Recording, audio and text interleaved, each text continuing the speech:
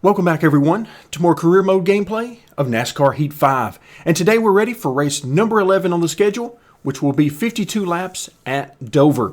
Now, being ready for race number 11 means that we have simulated a few races since we were last together. And I can tell you, as you might expect, our finishes in those races were not very good at all. We had finishes something like 29th, 22nd, and so on. So we didn't do ourselves any favor in the race purse or in the number of points that we gained. But if you take a look in the top right hand corner, we have $4.6 million, and that means it's time for our next upgrade. But before we get to our next upgrade on the car, let's hop over to the season standings tab and let's just see where we are in the standings. So if we scroll down until we get, there we are, in 21st position. So we're right behind Jimmy Johnson and Corey LaJoie. Let's see what that means when we switch over to the playoff standings. There you see us in the bottom right-hand corner. This is actually a surprise to me because given our last few finishes in these simulated races, I didn't think we would be close to this, but here we are, 21 points out of the final playoff position. And of course, not only are we 21 points out, but we have to leapfrog over several drivers in order to get there as well. So I would have to argue that things are going amazingly well at this point in the season, again, considering where we've started the season and where we are now on the development of our car. So 21 points out of 16th position. Let's hop our way down. So Tyler Reddick is where we need to be. He's got 189 points. And of course, this number is a moving target because as different people win over the course of the year, that's going to mix things up. So our goal is very simple.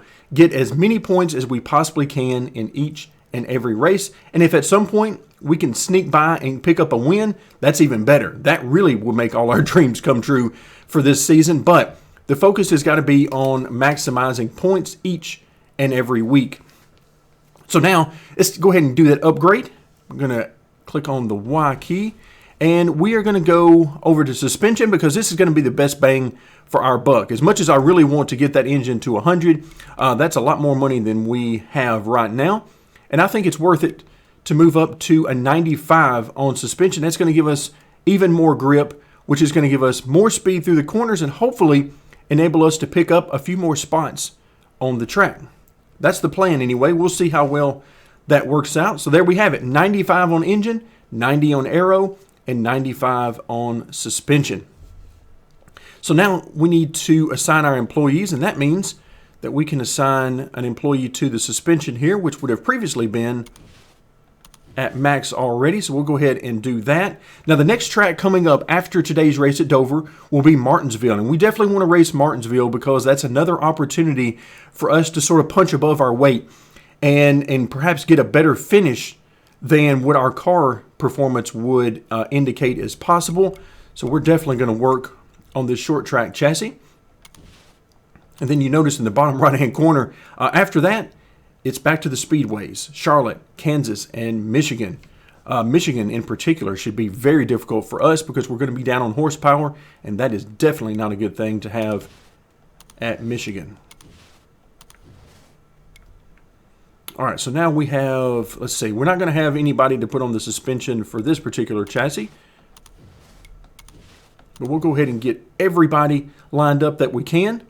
And all right, that looks pretty good. Now, Speedway chassis number 2 is the one I've been using in simulating these races. So we were definitely down on these already, but I'm using a Speedway chassis at a place like Talladega. And that is going to put us behind even more. But that's just where we are in our team development right now. And we're going to make the best of it. Let's go ahead and start that work. All right, so chassis number 1 is obviously the one we're going to want to use now. So let's select that car for the race. And chassis number 1 it is. Let's head to Dover. All right, folks, it is race time here at Dover. And we will be starting in the 3rd row. That's right, position number 6 on the starting grid, which is well better than I thought we were going to have any shot at. I thought we might be okay, but 6th place is way better than I thought we would have a shot at. Now, Dover has some interesting aspects to the AI that we'll talk about as the race goes on. But for now, let's get this race started and see if we can get things. We want things to calm down a little bit so we can try to find a rhythm. Dover is all about rhythm. And it has been a very long time since I raced at Dover, so we're going to see if I can find some sort of rhythm. But right now, I do not want to take it 3 wide with Kyle Busch on lap 1.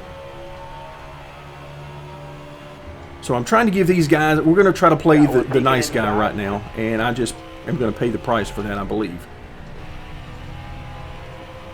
I slid up too high on the track there, for sure. Still there inside.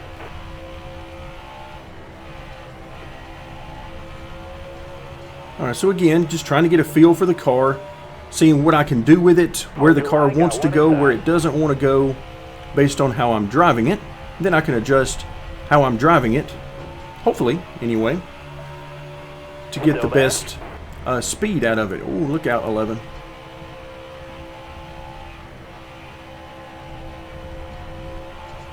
Still there.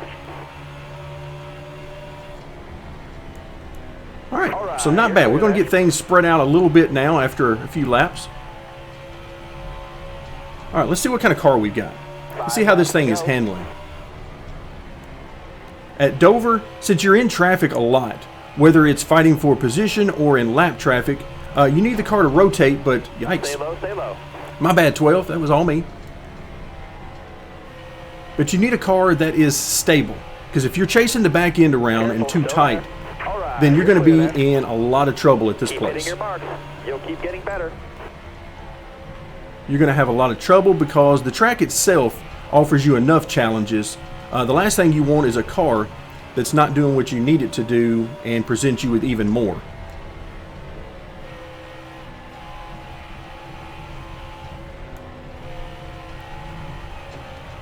All right, so the car's not too bad right now.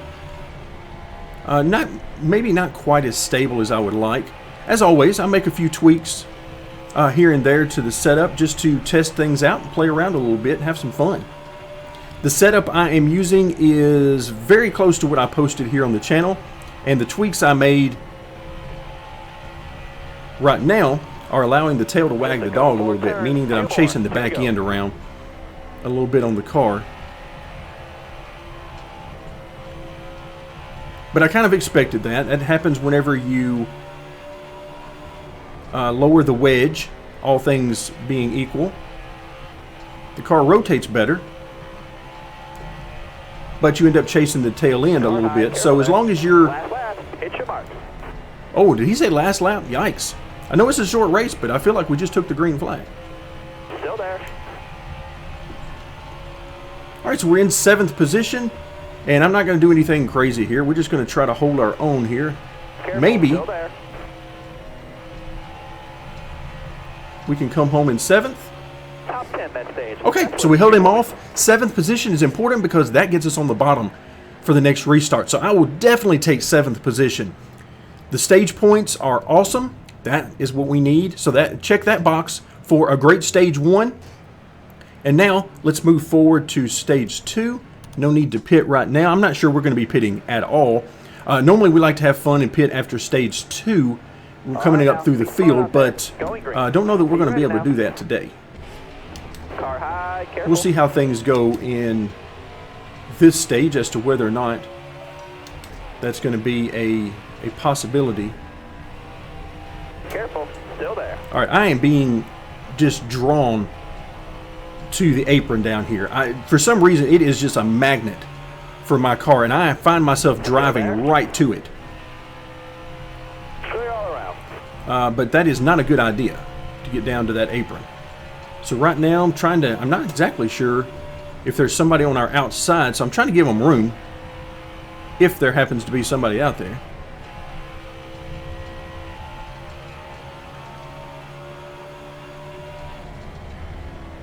Again, there's that apron.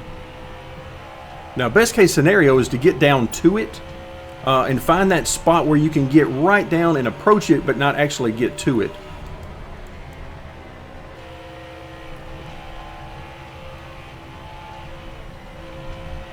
You can hear me working that throttle coming off I'm trying not to be ultra aggressive because I'm not exactly sure what these guys are going to do when I get right up to them. And I'm trying to give them a little bit of room until I'm ready to actually make a move for position. And then that's a whole different ball game. Like that, where the one car just comes right back across the track, which is about as unrealistic as you can get mid-corner like that. Like, let me just turn left with all the additional grip that I have in my tires.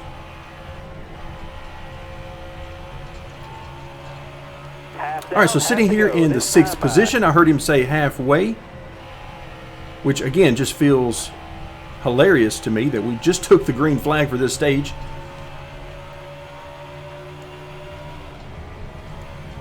Oh, a little bit loose on entry there. Again, that's a little bit lower wedge. And me not quite being used to it. So if you find yourself in a position like that and you're thinking, okay, how do I deal with that? How do I deal with a car that's loose on entry because of a wedge situation? Now, that can be different if you're dealing with a track bar that's way too high or whatever. But your best case scenario when you're dealing with this, and I knew I was going to hit that apron. I knew it was coming. It's just too interesting to me. It's just calling my name down there, so I had to get down there to it. But your best case scenario in dealing with that is drive into the corner straighter. Instead of arcing it in the way I'm trying to do right now and pressing my luck, drive it in straighter, which means take a higher line, or drop down on the straightaway a little bit. Make your entry a little bit straighter. Well, I've got the 19 right on my tail because I cannot seem to find my rhythm right now. And I'll show you guys what I mean by that, by a little bit straighter entry. All right, so you can come down the track a little bit, or you can drive it in more like that. And you see how I diamond the track a little bit right there? Okay, the 19's just going to push his way through there. Sure, why not? You just come on through. But typically what I want to do is hold the car out on the straightaway as long as I can and then really arc it into the corner. If you get too loose on entry, though, you have to narrow that a little bit and drive the car straighter into the corner. And that can help with that. That can really help with a loose end condition. Or, like I said, you can run simply higher on the track. Anything to straighten out the entry a little bit, so you're not having to turn and rotate the car quite as much on the entry to the corner. But just remember what you're doing, so if you make any adjustments to the car, you're going to need to adjust how you drive it as well. All right, so now we're starting to see a little bit of what I was referring to with the AI at this track. So the AI here aren't terribly fast on new tires. I mean, they're okay, but they're not blazingly fast here. Their strength at this track lies in the long run. So even though we're not exactly in a long run right now, we haven't run very many laps, but once you get past the new tire phase in a run, these guys will really come into their own and they'll start to gain speed relative to the player car. So if you find yourself early in a run, if you find yourself qualified up front, you find yourself in the lead, then just know if you start to pull away from them on new tires that at some point they're coming back. You will not just continue to pull away from them in general. Again, there's a lot of variables to that, but they do get better on the longer run as opposed to just your straight up head-to-head new tire battle. They're not going to give you that. In fact, I remember when I was testing setups at this place, I remember qualifying either on the pole or somewhere in the top, 3 or 4, something like that. Took the lead pretty quickly into the race, and for the first 2 stages, I was obliterating them. I mean, it was not even close. But then in the 3rd stage, by the end of the 3rd stage, they had run me down. So, of course, the stage breaks and cautions and all that certainly helps out their cause. But that just gives you an idea of what you're in for.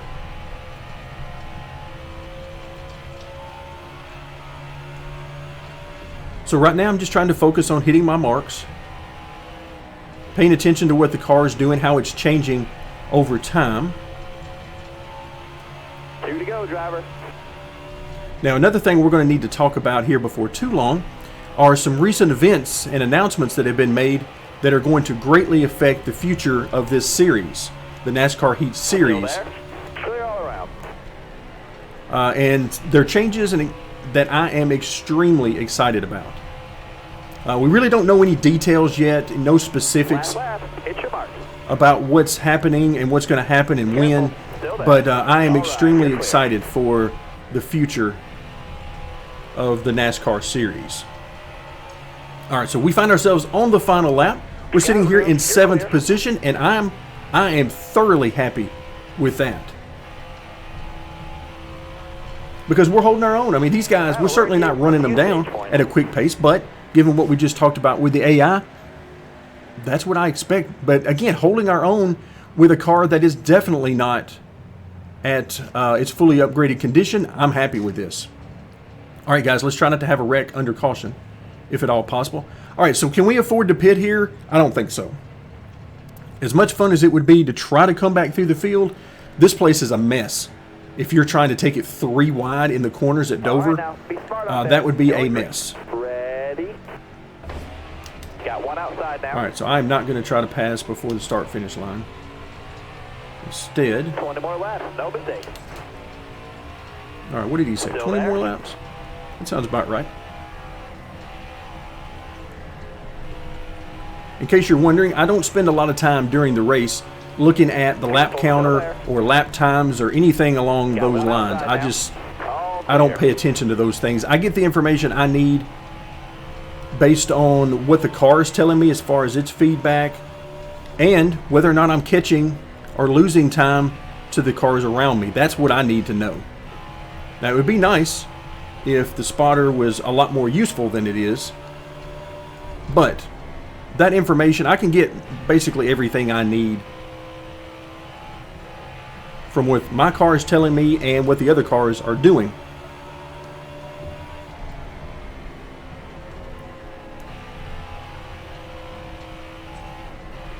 All right, so right now, things have started to spread out. Everybody's getting themselves a little bit of racing room on the track. So that's a good sign, especially at a place like this that is already so tight.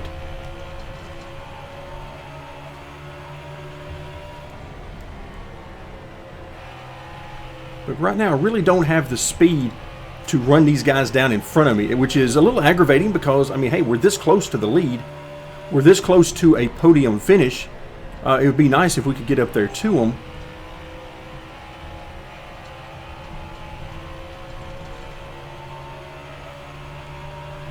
But I'm just trying to bide my time. I'm really hoping that these guys will start to come back to me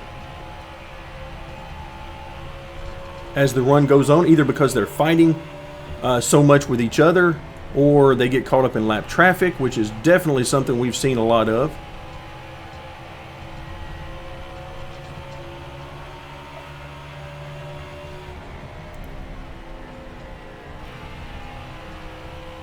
But yeah, I feel like we're in a great position. Remember, this is, as much as we want to win races, right now it's all about smooth and steady for us. We want great stage finishes, get as many points as we can, and then of course the best finish to the race.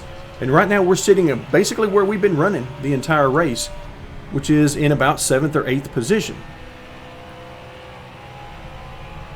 We're plugging off laps. I'm noticing that nobody is in the mirror catching us at a fast rate, so we're in good shape there, and we're basically holding our own to the car in front of us, losing a little bit, then gaining a little bit here and there.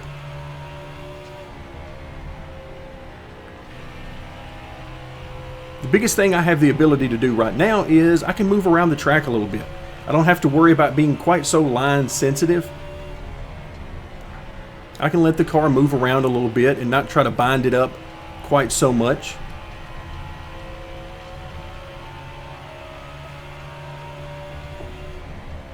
All right, now if he stays up the track like that, I should be able to run him down over time if he'll stay up there.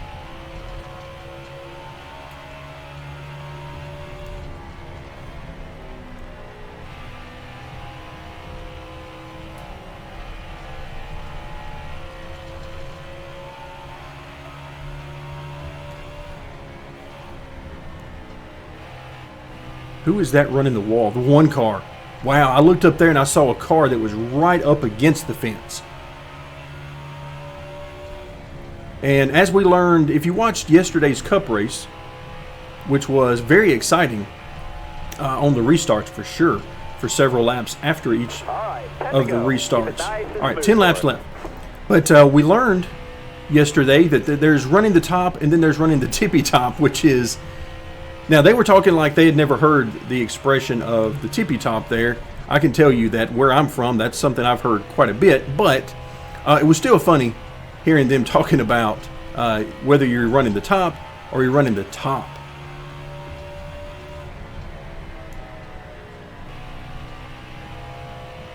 Because anybody who spent any time trying to run the high side on the track, you know there is a huge difference between just saying that you're running the top and running the top, or what they gave the name to of the tippy top. There is a huge difference. And if you're running the top and you make a mistake, then you lose a little bit of time. Slide up the track a little bit. If you're running the tippy top and you make a mistake, yeah, we're probably going to need some new tires pretty soon because we're going to have a tire rub. Good news is if you're running the tippy top, you're so close to the wall anyway that your contact with the wall should be fairly smooth. So hopefully it's not too bad, but tire rubs are what you're most worried about at that point. Now I do notice we've got some company coming from behind us. So it's that 88 car, former teammate. Now I'm not likely to push the car too hard in trying to keep him behind me. I'm basically just going to run what I can run, and if he gets position on me, I'll let him go. Still there. Because as much as I don't want to lose positions, like right there, I mean, he had a great corner entry. I mean, he just drove underneath me there, and I can't compete with that. There's nothing I can do with that. All I could possibly do there would be to try to block him, and trying to block him is probably going to end up in a wreck. Or best case scenario is him getting into my left rear and just sending me up the track. Stay on the bottom. Either way, it's no good. No reason to get ourselves into that situation, so we're going to let him go. He's obviously run us down from pretty far back, so no reason to stay in his way. Again, if he's coming up on me on the last lap, that's a little different story, but there was, whatever it is, 5 or 6 laps left. He was coming up on me hard like that. No reason to push the issue. We've got a very solid top 10 going. A couple of great stages. All right, I thought we might have an opportunity to get our spot back in some lap traffic, but as it turned out, the lap traffic moved high, 2 to go. which was perfect. Clear all around. All right, where is this 32 going off the corner? All right, so he's going to go high and give me some room. But I did not want to be right on his back bumper on corner exit,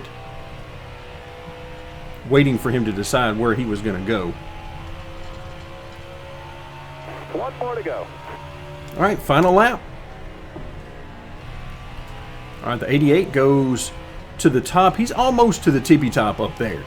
But I noticed there was a little bit of extra room between him and the wall, so I won't quite give him credit for the tippy top there. But he was getting close. All right, coming off turn 4, we'll finish the race up in 8th position, and I am ecstatic about that. That was perfect. We drove a smooth race. We did what we needed to do. We didn't have a bunch of needless contact and fighting with cars. We got out of the car with the car had in it, and that makes me happy. I will take that. Now the next question is, how much money did we make? And what did it do to our points position? 966,000. I'm all about that. Yes, please. The closer we get to $1 million for the race purse, the more I'm going to like it. So now that moves us up. I believe that's 3 spots. We were in 21st position before, I believe. Now we're up to 18th. So when we come back next time, we'll see exactly what that does with our relationship and how far we are out of the playoff standings. So this was a huge race. Everything we needed to accomplish, we got done today. So 3 points positions is perfect. Thank you so much for joining me, and stick around as we will continue our career mode gameplay of NASCAR Heat 5.